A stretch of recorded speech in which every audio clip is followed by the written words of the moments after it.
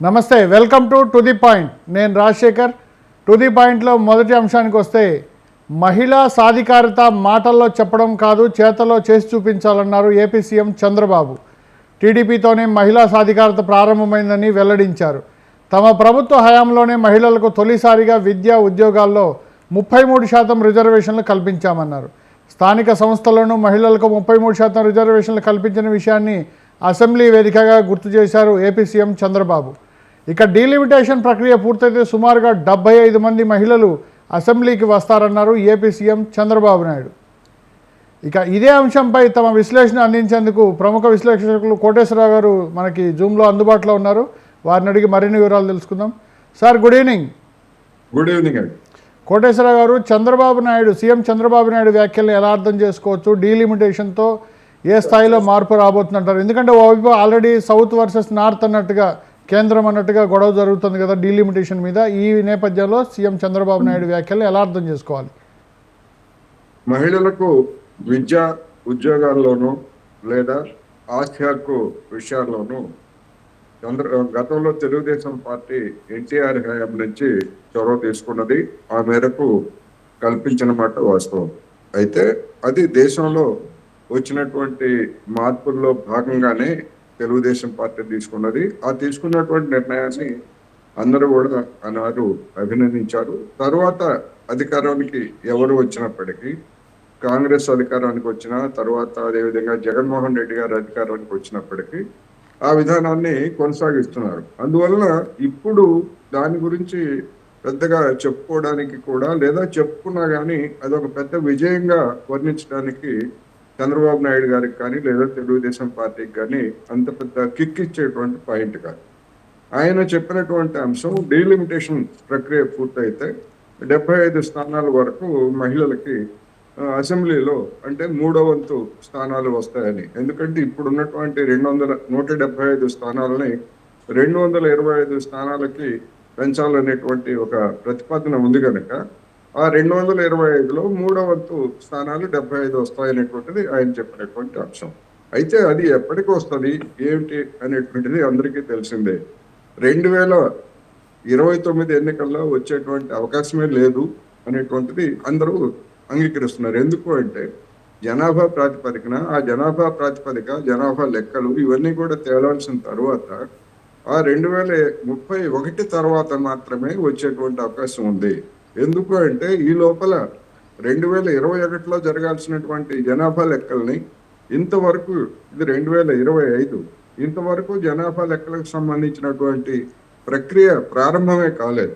ఒకవేళ ప్రారంభం అయినప్పటికీ అది ఎప్పుడు ప్రారంభమవుతుందో తెలియనటువంటి పరిస్థితి. అందువలన మా గతంలో పార్లమెంట్లో ఈ బిల్లుని ప్రవేశపెట్టినప్పుడు, దీన్ని ఆమోదించినప్పుడు కూడా అదే విధమైనటువంటి విమర్శలు వచ్చాయి. ఎప్పుడో అమలు జరుపుతూ ఉంటున్నారు, ఇప్పుడు ఎందుకు అమలు జరపట్లేదు అనేటువంటి ప్రశ్న వచ్చింది. ఇక్కడ గమనించాల్సింది ఏమిటంటే, చట్టపరంగా 33% రిజర్వేషన్లు ఎప్పుడో ఉనికిలోకి వచ్చినప్పుడు కనిపిస్తామనేటువంటి పార్టీలు, అది బీజేపీ అయినా, తెలుగుదేశం అయినా, వైసీపీ అయినా, మరొక పార్టీ అయినా కానీ దాని స్ఫూర్తిని అందరూ అంగీకరించారు, అనుకూలంగా ఓటు వేశారు. కానీ ఆ స్ఫూర్తి మేరకు ఆ తీర్మానాన్ని పార్లమెంట్ ఆమోదించిన తర్వాతనే అసెంబ్లీ ఎన్నికలు, లోక్సభ ఎన్నికలు జరిగాయి. కానీ ఆ ఎన్నికల్లో తెలుగుదేశం పార్టీ లేదా బీజేపీ లేదా ఇతర రాష్ట్రాల్లో కాంగ్రెస్ కానీ లేదా ఇంకో పార్టీ కానీ ఆ స్ఫూర్తికి అనుగుణంగా 33% ఎందుకు సీట్లు ఇవ్వలేదు అనేటువంటి ప్రశ్న. అందువల్ల చట్టపరంగా ఉన్నటువంటి వాటిని ఎవరో ఇవ్వక్కర్లే. ఇప్పుడు చంద్రబాబు నాయుడు గారు ఏమి దయాదాక్షిణ్యంగా 75 సీట్లు ఇవ్వక్కర్లేదు. ఒకవేళ ఆయన వ్యతిరేకించినా కానీ అదేమి నిలిచేటువంటిది కాదు. చట్టం చేశారు కనుక ఆ చట్ట ప్రకారం అనివార్యంగా వస్తాయి. అందుకని దాన్ని ఏదో ఒక పెద్ద విజయంగాను లేదా దాన్ని తెలుగుదేశం విజయంగాను చిత్రించేందుకు చేసినటువంటి ప్రయత్నంగా కనిపిస్తూ ఉంది. సరే, రాజకీయ నాయకులని తర్వాత దేన్నైనా కానీ తమ విజయంగా చెప్పుకుంటారు. కానీ ఇవాళ ఆంధ్రప్రదేశ్లో జరుగుతున్నటువంటి పరిణామాల్లో అసలైనటువంటిది, మహిళలకు సంబంధించినటువంటిది మనం చూసాం.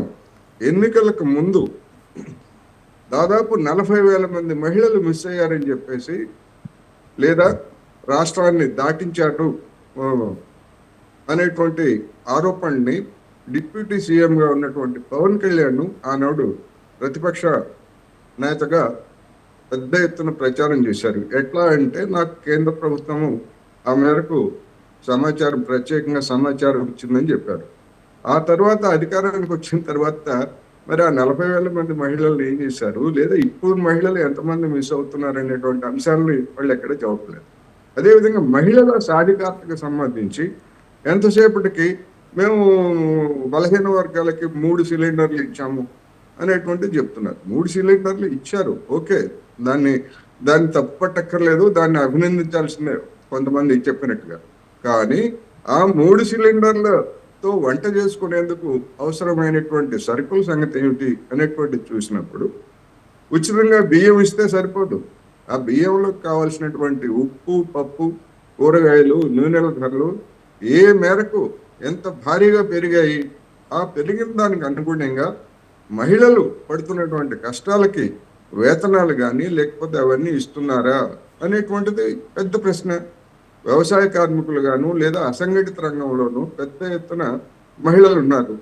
మరి ఆ మహిళలకి, వ్యవసాయ కార్మిక మహిళలకు కావచ్చు, అసంఘటిత రంగంలో దాదాపు 1.5 కోటి దాకా ఆంధ్రప్రదేశ్లో మహిళలు ఉన్నారు.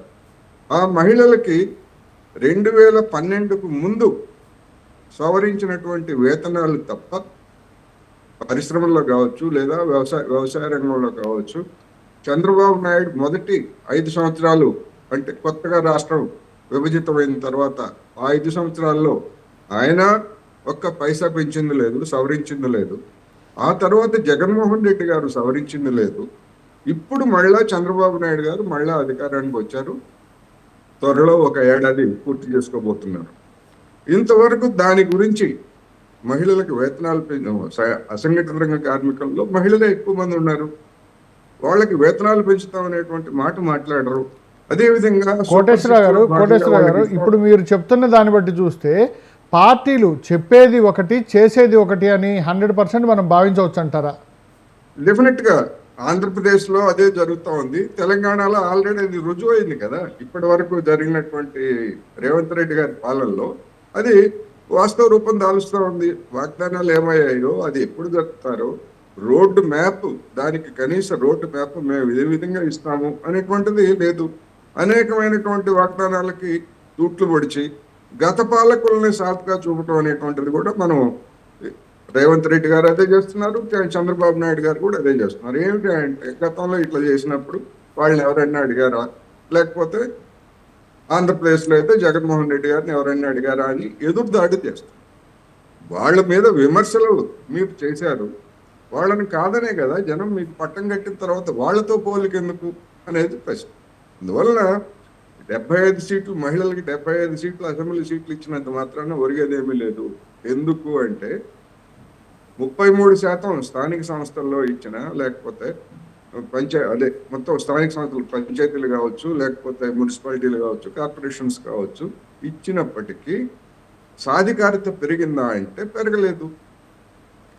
కేవలం ఉత్సవ విగ్రహాలుగా ఉంటూ వాళ్ళ స్థానాన్ని ఉత్సవ విగ్రహాలుగా కూర్చోబెట్టి భర్తలుగా ఉన్నటువంటి వాళ్ళు లేదా కుటుంబ సభ్యులుగా ఉన్నటువంటి వాళ్ళు పెత్తనం చెలాయించినటువంటి కూడా చూసాం.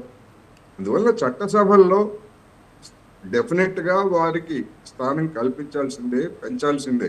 అనేక దేశాల్లో 150% సీట్లు ఉన్నాయి, ఐరోపా దేశాలు వీటన్నిటి వాటిల్లో. అందువలన అది కాదు, ఆర్థిక పరమైనటువంటి సాధికారత, వాళ్ళకి భద్రత, ఇవి ఏ మేరకు కల్పిస్తున్నారనేది గీటురాయిగా ఉండాలి. అట్ ది సేమ్ టైము చట్టసభల్లో వారి వాయిస్ వినిపించడానికి డెఫినెట్ గా పెంచాల్సిందే, దాన్ని అమలు జరపాల్సిందే.